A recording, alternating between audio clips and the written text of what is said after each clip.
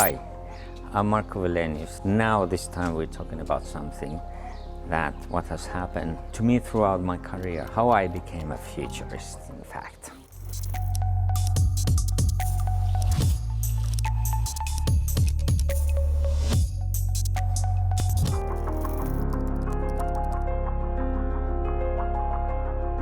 I think more or less I've been all my life a futurist, but I more thought myself as a social scientist, which means that I wanted to understand how the world works. And besides that, I was also trained as a garden architect, so I wanted to know more about the nature. But basically, the theme of the futurist is to understand how the societies evolve from now into the future. I always wanted to go more deeper into understanding actually how society works, because if you understand how society works, you understand the past of it, but also you understand what might lie in the future. So that was the kind of my passion, my interest that brought me to be a futurist.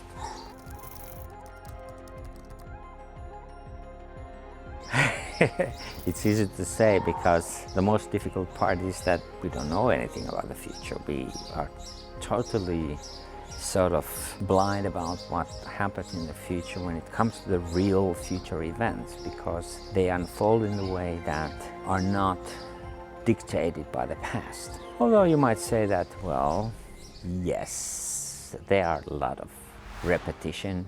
There is a repetition that sun comes every morning up, but we don't know if there is a cloud or if it's a blue sky or what is it. Even if we can give some proxies, some estimates how it might happen, it's still a bit of a mystery. And that is the nature of the future. It is a mystery, but at the same time, it's not totally random and chaotic events. It's something that we can start to learn how it actually unfolds. What are the principles, the laws, patterns, how future unfolds. And slowly but surely, when we do our homework, it starts to talk to us. Again, it doesn't mean that you know much more about the future than anybody else. We can understand some of the patterns, some of the movements, some of the developments, what type of the dynamism is there, some of the causes, some of the effects too. But all in all, we have to accept the fact that it's a very, very complex system, even if we try to look at the very narrow part of the future and how it emerges. The biggest issue that the business facing today is about what type of the relationship they create with their key stakeholders. Key stakeholders, I mean customers, but I also mean partners, I also mean subcontractors, and particularly I mean society. If you look at the business world today, what we see is that every company is basically struggling to create the type of the relationships that helps them not only to sell their products and services, but also to keep the loyalty of those existing clients. And at the same time, they try to be also in a connection to a larger societal and political goals. And that is because these days, unlike maybe 20, 30 years ago, every company has to be somehow connected to these larger goals. And there is a new quest that comes from the kind of a policy side and the governments, where they are asking the companies to align with their societal goals and be a part of that. The environmental protection and sustainability goals are a very big part of this. And as I said, this has come in the last 10 to 20 years. And we see businesses responding to these issues very different way. Some of them might be very agile, maybe quick to adopt and even to become pioneers in this field, while the others are laggards. They think that, okay, it's none of our business, we don't want to waste our money for that. But usually those are the ones that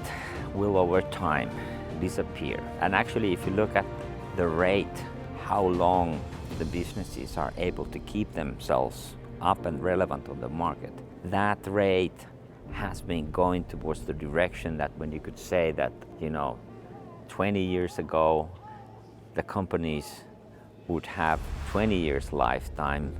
Now the same lifetime has been reduced to 10 years. It has actually half, according to some of the studies. And this shows that as the world is becoming more complex, to stay up relevant has become much more acute need for the companies. And to stay relevant means that you have this kind of interaction, communication with the key stakeholders. Thereby, I come to the conclusion that unless the companies and the businesses don't have very clear idea and the strategy, how they align themselves to these critical questions, how they communicate, how they build the relationship between the key parties. If they don't have a clear understanding of that or relevance of that, then there is a high danger for them to actually to be sort of sacked out from their business. But at the same time, it's much easier said than to be done, particularly if you have had old ways of doing things. Change not only your thinking, but your behavior is always not an easy thing to do. But it is becoming much more relevant as we speak. So the necessity to move towards building a long-standing relationship with the key stakeholders is becoming much more acute as we go towards the future. So that's the key ingredient for companies to stay alive and flourish.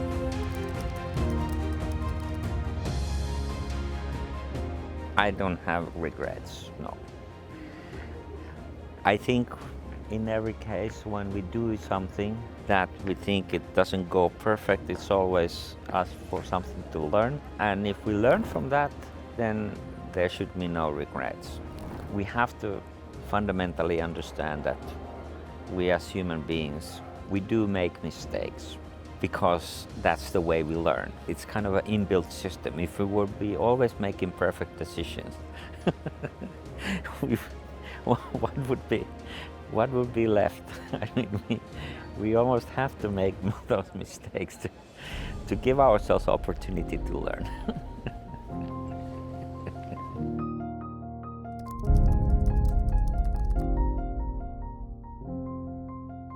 The key element there is to trying to listen to your intuition.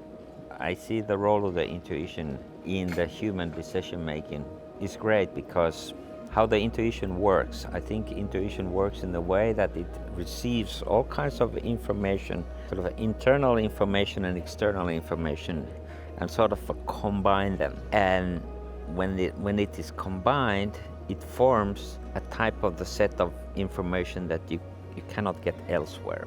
And then you can, of course, you can try to rationalize that information that you have been given by the intuition. And I like to do that as well.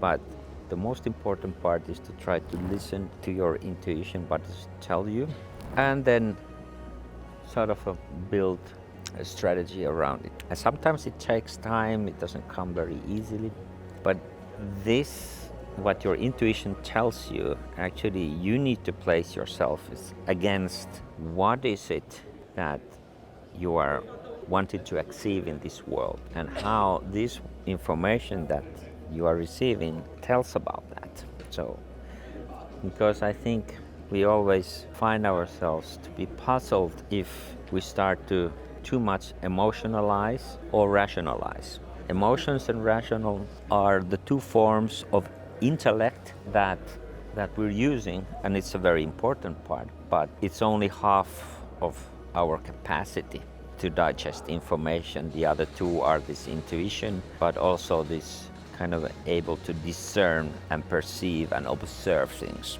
And so when we take all those sources of all four sources of information into account, then I think we can arrive at good conclusion, and this is what I've tried to achieve.